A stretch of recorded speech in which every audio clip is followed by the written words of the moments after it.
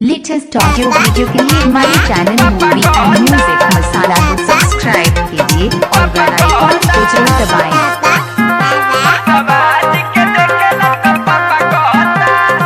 Mix by Sandeep recording studio अंदर बाजार देखी के लागे चिल्लाए रोज घरे हमरा आवे। देखी के लागे चिल्लाए रोज घरे हमरा आवे। नहीं बोले नी तो हमारा से खपा रहता। मौलिया के बेटा सफा सफा कहता कुसबा हाजी के देखेला तो पापा कहता। मौलिया के बेटा सफा सफा कहता कुसबा हाजी के देखेला तो पापा कहता। Music by DPS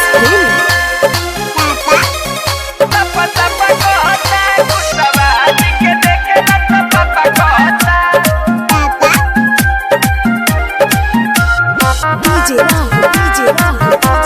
latest audio video के लिए हमारे channel movie and music masala को सब्सक्राइब कीजिए और बेल आइकन को जरूर दबाएं। दिहलस भगाई लागे कि हमारा के कुआरे मुआई।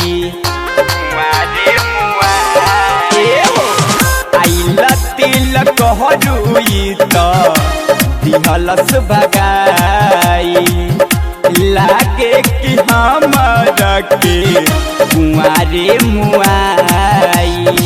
हंसता गौआ जवार झरता माथा के बार। हमरा इज्जत पहर दम धापा रहता।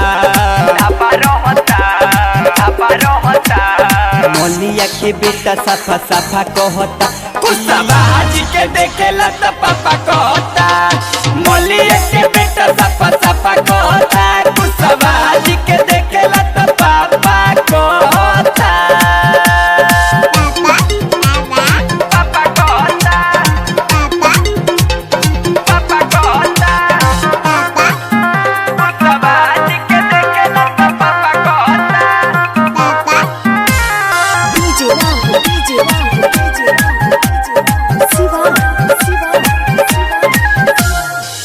गोलू राहुल हम तो काका बताई हवे माटी कोर के दिन के कहे करमाई।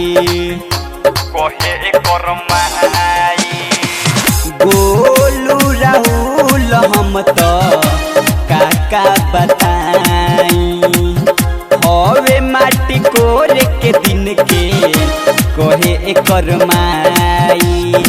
बटे ममिला फसल पहले मिलन में रहल अपना पापा के ये चाचा सबके सामने कहता।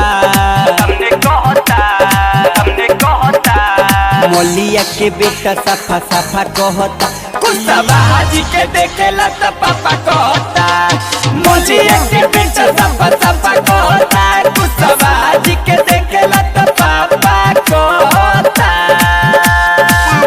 में कौशल हमारी जब सब छूट के चल गई।